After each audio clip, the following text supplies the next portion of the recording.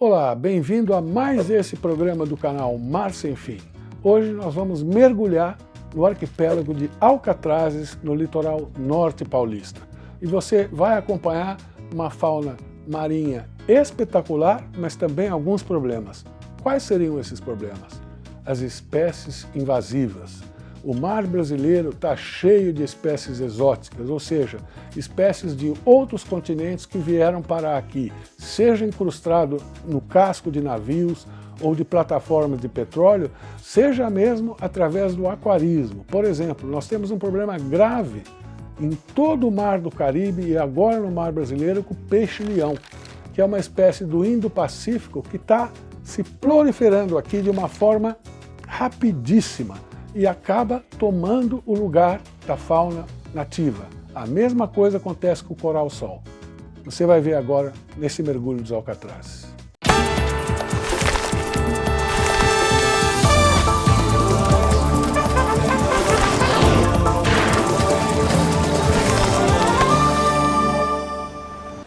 Mas antes desse episódio, se você ainda não é inscrito no canal, clique aqui embaixo, se inscreva e ative as notificações. Você vai ajudar o Mar Sem Fim a ter cada vez uma audiência maior para que a gente possa lutar em prol do mar brasileiro.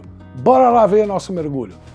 Então, a gente fez o primeiro mergulho na Revise, mas antes de comentar sobre esse mergulho, vou aproveitar a presença da Silvia Godoy aqui, que é analista ambiental, e está aqui na unidade de conservação desde a abertura, né, Silvia? Isso, desde 2016. E essa unidade é meio que uma exceção, né? Ela tem uma equipe razoável, pelo menos, tem barco, nem todas as unidades de conservação do bioma marinho tem, né? Como é que foi esse lance? Quantas pessoas efetivamente trabalham na unidade em si? Hoje, atualmente, a gente conta com 6 analistas ambientais, né? Mais 12 agentes ambientais temporários, que são contratos que duram cerca de 3 anos, e essas pessoas acabam colaborando muito com a gente, principalmente na logística de campo, né? E dentro do escritório, né, os 6 analistas ambientais, eles são divididos em várias áreas. Então tem a área de proteção, a área temática de fiscalização, a área temática de pesquisa, a área temática administrativa e a área temática de uso público, né? Então todos os analistas ambientais acabam fazendo tudo, de todas as áreas temáticas, mas existe um responsável por cada área, né?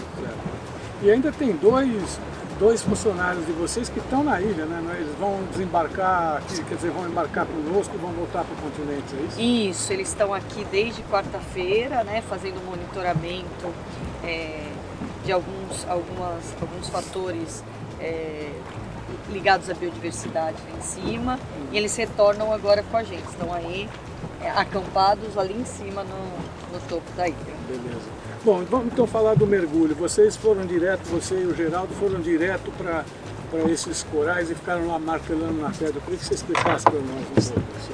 Isso. A maioria das unidades marinhas hoje aqui no Brasil, infelizmente, tem problemas relacionados à introdução de espécies exóticas invasoras. E uma delas, que é muito problemática nas unidades marinhas, principalmente essas que têm ambientes cefais ou costões sejam rochosos, é a presença do que a gente chama as espécies são Tubastrea coccinea e Tubastrea tagucensis, né?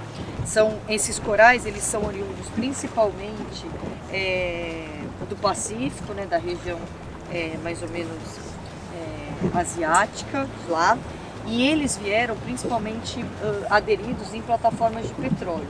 Então chegaram aqui no Brasil, aqui no arquipélago de Alcatrazes, ele foi descoberto pela primeira vez em 2012 e em 2013 já se começou o manejo dele, né? Então, quando se estava elaborando os levantamentos de fauna e flora, foi diagnosticado essa espécie invasora, né?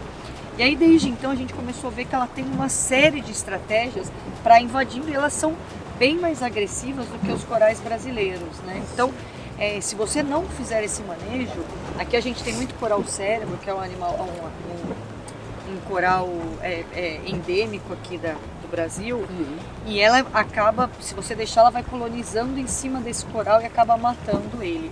E, consequentemente, toda aquela biota associada, né, os peixes e outros invertebrados marinhos que conviviam juntamente com esses corais brasileiros vão mudando com o decorrer do tempo, né, como se ficasse só uma monocultura, onde eu tenho uma floresta, tiro tudo e deixo uma plantação de soja, por exemplo, né?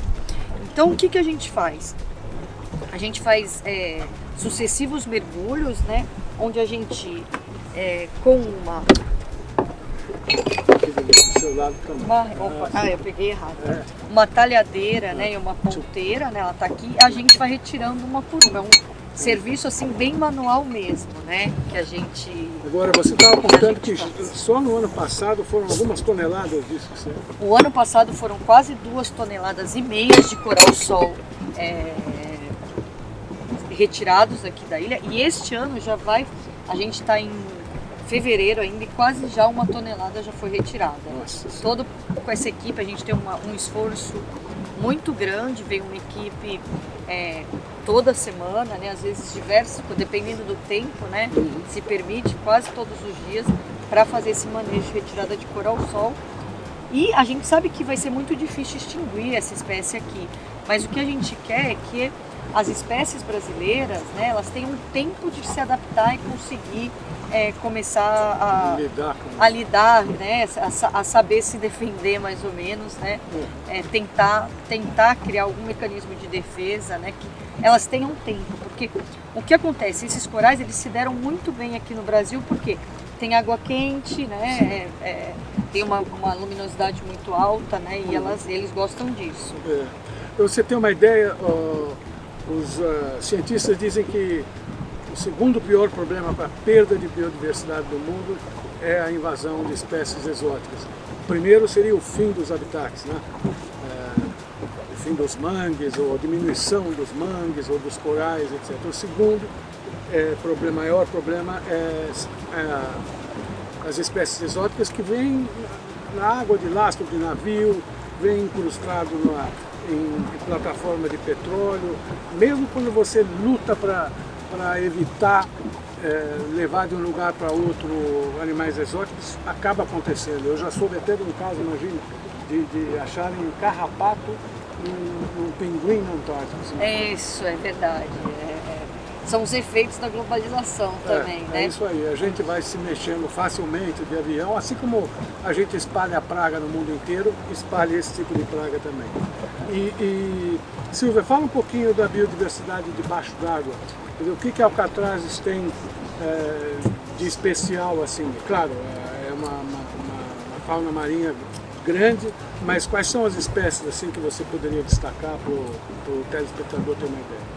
Aqui no arquipélago de Alcatrazes a gente tem uma biomassa, ou seja, uma quantidade de peixes muito alta comparado com outras regiões.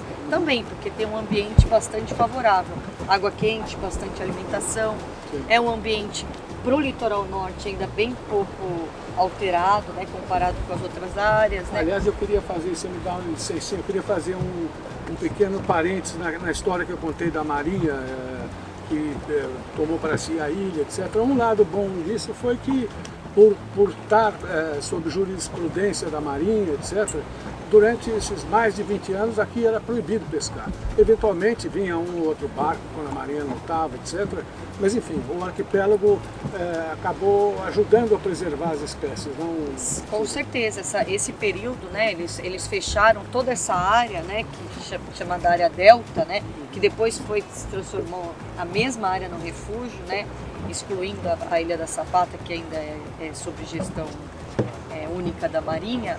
Com certeza ajudou a proteger, porque as pessoas tinham medo de vir aqui, tinha os exercícios de tiro, tinha a presença constante da Marinha. Certamente isso evitou uma degradação muito mais rápida que poderia ter, né? E tem espécies marinhas ameaçadas de extinção também que frequentam a ilha? Sim. O que você poderia destacar? A gente tem uma grande quantidade, bom, a gente tem espécies endêmicas, daí são as terrestres principalmente, mas a gente tem, além de muitos estudos ainda que precisam ser feitos, né? Só do final do ano para esse ano foi descoberta uma nova espécie de coral aqui e mais um uma nova espécie de camarão, um parente do camarão, que foram publicados de outubro para cá, né? Contando a biodiversidade marinha e terrestre, a gente tem mais ou menos hoje catalogadas 1.300 espécies, né? Cerca de 90 delas ameaçadas de extinção.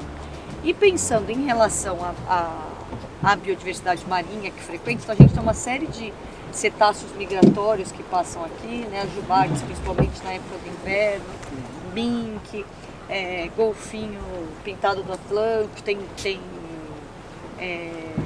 Às vezes até orca chega. Sim, nós já tivemos a presença, o ano passado mesmo, a gente teve um grupo de 6 orcas que visitaram aqui a ilha, né? E nós tivemos aqui, pudemos presenciar, né, a vinda desses animais, passagens por aqui. Além disso, a gente é considerado o maior ninhal de fragatas do Atlântico Sul, né? Com cerca de 7 a 8 mil animais. Tem uma grande colônia de atobá também que nidifica aqui, que são mais ou menos 2.500 a 3.000 animais. E a biodiversidade, eu convido você para dar um mergulho aqui, para conferir a biodiversidade marinha, que é muito, muito interessante. Vamos lá, vamos para o segundo mergulho então.